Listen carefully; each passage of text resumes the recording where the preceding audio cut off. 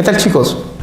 Vamos a continuar con nuestras clases y ahora vamos a hablar de Federico Hegel, un filósofo que pertenece a la tradición filosófica alemana, al idealismo clásico alemán, y al igual que Kant, que también era miembro de esta tradición filosófica en Alemania, Hegel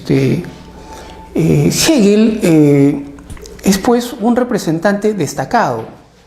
Se le considera como el máximo representante del idealismo clásico alemán, como la culminación de toda esta tradición filosófica alemana.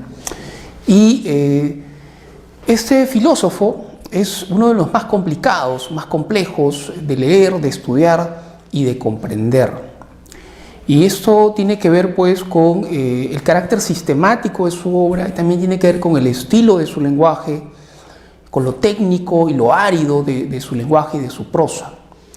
Y también, claro, esto tiene que ver con el pensamiento abstracto de Hegel y lo complejo de su pensamiento. Este filósofo es de gran importancia para luego ingresar a Marx y a otros filósofos posteriores, que si bien pudieron de algún modo apropiarse de alguna de sus ideas o conceptos, y en algunos casos cuestionar al mismo Hegel y pensar a partir de Hegel. Quisiera mencionar brevemente unas anécdotas o situaciones muy importantes en la vida de Hegel. Hegel estudió en Alemania y conoció en la universidad a dos amigos, Hölderlin, un poeta alemán, y Schelling, un filósofo alemán muy importante. Los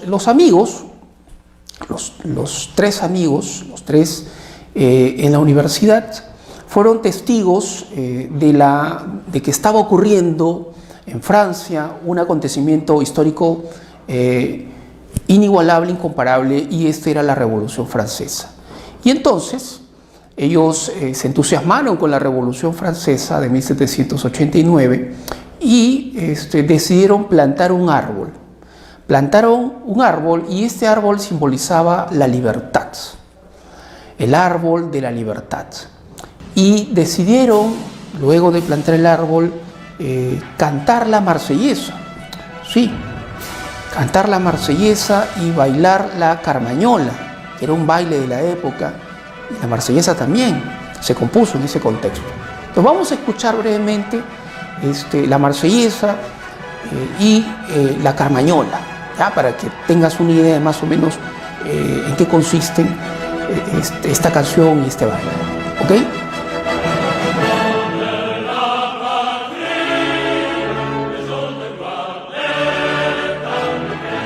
Bien, entonces en eso consistía la marsellesa y el baile de la carmañola. Entonces, eso es un dato muy importante, ¿ya? El entusiasmo por la revolución, los ideales de la Revolución Francesa, y eso también tiene que ver con la llegada de Napoleón Bonaparte a Alemania. Hegel se encontraba trabajando de profesor en la Universidad de Jena, estamos hablando de 1806, y Napoleón llega a Jena, en Alemania, ingresa con sus caballos, sus huestes, sus soldados, y este ingreso de Napoleón Bonaparte, Hegel es testigo de que Napoleón llega, o sea, lo ve pasar. Y cuando Hegel ve pasar a Napoleón, dice que acaba de pasar la razón a caballo. Son palabras de Hegel. Hegel se entusiasma mucho y siente una gran admiración por Napoleón Bonaparte. Lo que pasa es que Napoleón representaba pues un cambio en la sociedad alemana con la revolución, y eso implicaba que la modernización del Estado, o sea, los estados modernos se estaban constituyendo producto de estos acontecimientos y la presencia de este personaje. Ok, también este personaje, Napoleón Bonaparte, aparece, hay una alusión a él y también a Julio César en el libro Lecciones sobre la filosofía de la historia universal, donde Hegel habla del destino de los hombres, de algunos individuos. Estos hombres tenían un destino, una misión que cumplir, y lo hicieron, es decir, lograron ese fin universal. Y lo hicieron, dice Hegel, porque ellos tenían una gran pasión. Es decir, la pasión es la clave para lograr ese tipo de hazañas y de logros. Estos eran hombres apasionados. Sin pasión no se puede lograr absolutamente nada, dice Hegel en alusión a estos personajes. ¿Ok? Bien, entonces son datos que tienen que ver también con el pensamiento de Hegel que vamos a exponer a continuación, ¿ya? Lo primero es señalar que Hegel es un filósofo que lee a Kant, o sea, conoce el pensamiento de la filosofía kantiana, y de algún modo Hegel también critica a Kant, responde a muchos de los problemas que Kant está abordando y que de repente no pudo resolver del todo. Entonces, eso es importante. ¿Qué pudo criticar Hegel de Kant? Hay muchas cosas que son objeto de crítica en el pensamiento de Kant por parte de Hegel. Eso lo vamos a ver a continuación. Entonces, por aquí vamos a lo siguiente. Hegel, estamos hablando de un filósofo, de un teólogo, ¿ya? Protestante alemán, nace en Stuttgart, 1770 y muere en 1831. Como te dije, el máximo exponente del idealismo clásico alemán, un filósofo sistemático. ¿Y qué significa ser un filósofo sistemático? Significa que este filósofo, ya sistemático, piensa la totalidad. La filosofía es pensar la totalidad a través de ¿qué? A través de conceptos. Y estos conceptos se integran, se articulan, ¿ya? En un todo coherente. Eso es justamente un pensamiento sistemático. Son pocos los filósofos que han logrado crear sistemas, porque son complejos, aparatos conceptuales. Bien, Hegel se convierte, es un dato también importante, en el filósofo oficial del Estado prusiano alemán. Convertirse en el filósofo oficial no es cualquier cosa. Eso implica reconocimiento, fama, prestigio, y también implica que en la escuela normal, en la escuela superior, se impartan lecciones sobre la filosofía de Hegel.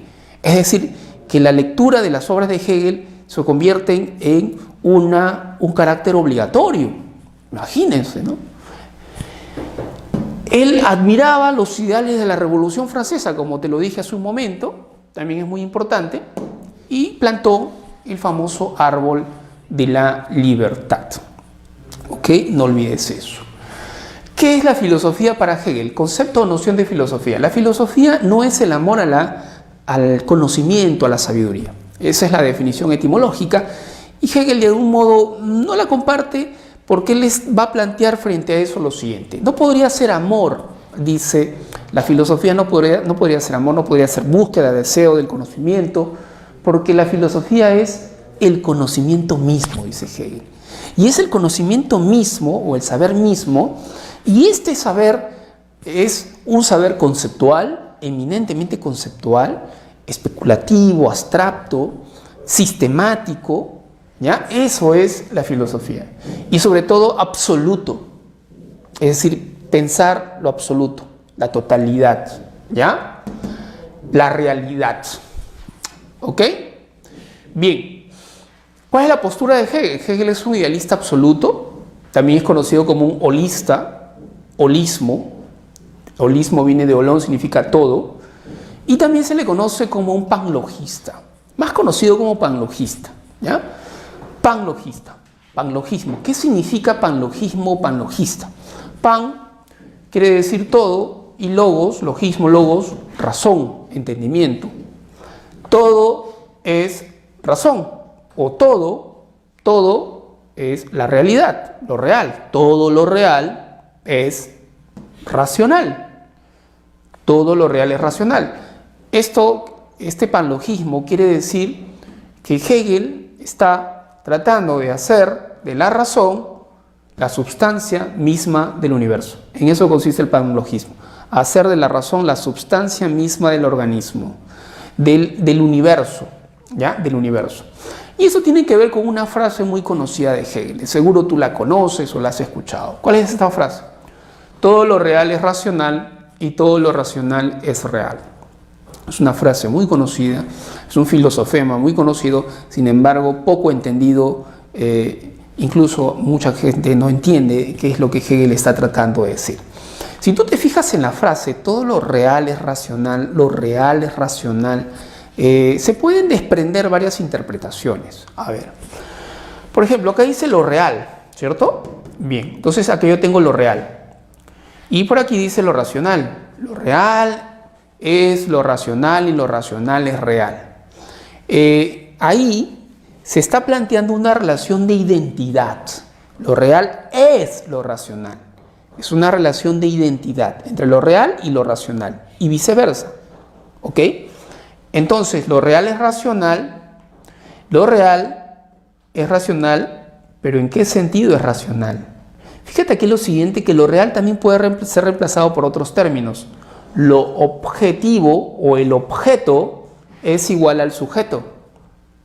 ¿Ok? Y podría ser reemplazado también por estos términos. Mira, la materia, que es a lo real, y la conciencia, que es a lo racional o al sujeto. Hay una identidad entre la sustancia y el espíritu, entre el noumeno y el fenómeno, entre el ser y el pensar. Pero profesor, aquí dice noumeno, fenómeno, pero ¿cómo va a haber una identidad entre el noumeno y el fenómeno? Lo que pasa, acuérdate, que es lo que sostenía Kant, que solo podíamos conocer el fenómeno y el noumeno era incognoscible.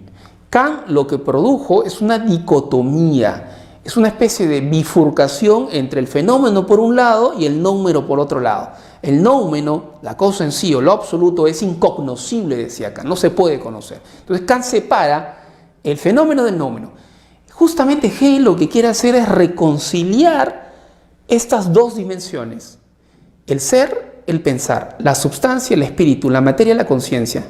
Es decir, no estarían separadas, sino que estarían unificadas, se concilian. Hay una identidad dialéctica en movimiento. Y esta identidad está atravesada por mediaciones. Eso es lo que está tratando de decir Hegel aquí. Entonces no hay una separación, esa dicotomía es justamente la que está cuestionando Hegel.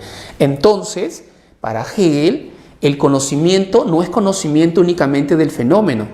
No, el conocimiento es el conocimiento de lo absoluto, todo se conoce. Entonces Kant se equivoca al señalar que el conocimiento tiene límites. Por el contrario, el conocimiento es el conocimiento del absoluto, si no, no es conocimiento. Eso es lo que estaría planteando Hegel aquí. Entonces no hay esa dicotomía, esa bifurcación, sino que hay una especie de conciliación de identidad en movimiento entre lo real y lo racional. Esta idea de movimiento tiene que ver con el hecho de que lo real, ojo, es real, pero ¿por qué es real? Porque existe, y existe porque es necesario. La necesidad aquí tiene que ver con una necesidad en el sentido de leyes, es decir, es una necesidad, digámoslo así, dialéctica, una necesidad, ¿ya?, de que lo real es real, pero durante un tiempo determinado, porque lo real deja de ser real en algún momento y deviene en un cambio. Lo real deviene en algo irreal, lo racional deviene en algo irracional. Entonces siempre hay movimiento. En esa identidad, es una identidad en movimiento, es una identidad dialéctica en movimiento. ¿Ok? A eso se refiere. Entonces, cuando decimos que lo real es racional, yo podría explicarlo del siguiente modo. Por ejemplo, el gobierno del presidente Vizcarra es real, efectivamente es real, él es el actual presidente. Pero la pregunta es, ¿él siempre será el presidente de la República? No, él lo es en este momento, pero dejará de serlo en algún momento. Entonces, en el momento en que lo es, presidente es real. Pero dejará de ser real, se convertirá en algo irreal cuando ya no esté en ese cargo. ¿Te das cuenta? Y efectivamente eso es racional, o sea, se justifica porque lo eligieron. En todo caso él está ahí y hay un respaldo mayoritario. Lo mismo ocurre con Kuczynski, o sea, en su momento era real, fue presidente, pero dejó de ser real porque ya no está en el cargo. Lo mismo ocurre con nosotros. Todo lo que ocurre en el mundo es real porque existe y existe porque hay una necesidad de por medio. En otras palabras, porque hay una razón de por medio. ¿Entiendes? Entonces, lo real es real porque existe y existe porque hay una razón para que exista. ¿Por qué las cosas ocurren de un modo y no de otro modo? G lo que estaría diciendo es que eso que ocurre es necesario que ocurra, pero eso va a dejar de ser y va a haber un cambio. Entonces, ese cambio es lo que estaría planteando aquí. Esa identidad es una identidad en movimiento y está cuestionando esa dicotomía de la que te estaba hablando hace un momento. ¿Ok? Está cuestionando eso. Una vez más quisiera detenerme aquí porque esto es de repente un poco tedioso de entender o difícil de entender. Te voy a poner un ejemplo de repente más sencillo o más ilustrativo. El hecho de que tú seas un estudiante de la academia, por ejemplo, ¿no? Tú que estabas en la academia, sentado, escuchando las clases, tú eres real. Y eres real, es real que estés en una academia escuchando las clases o viendo las clases. ¿Cierto? Sí. ¿Y por qué? ¿Por qué haces eso? ¿Por qué estudias en la academia? Porque es necesario que lo hagas. Tienes que prepararte para la universidad. Claro. Pero ¿qué pasa si ingresas a la universidad? Tú ya no vas a estar en la academia. Entonces, si tú estuviste en la academia, eso fue real, pero dejará de ser real, porque ya no estás en la academia debido a que ingresaste. ¿Ok? Entonces, lo real se convierte en algo irreal. Lo necesario deja de ser necesario. Ya no es necesario que te prepares en la academia porque ingresaste a la universidad. ¿Ok? ¿Se entiende? Entonces, no sería coherente o racional que tú vuelvas a la academia estando en la universidad. ¿Qué necesidad tendrías de volver a la academia si ya estás en la universidad? Y si has ingresado es porque tienes conocimientos. Profe, pero si yo vengo por una flaquita, estoy templado y mi novia aún sigue en la academia. Entonces, si tú vienes a la academia, vienes y el hecho de que estés aquí sería algo irracional, totalmente irracional, injustificable. Lo podrías hacer tal vez. Entonces, ahí justamente podemos entender esto de lo real y lo racional. ¿Ok?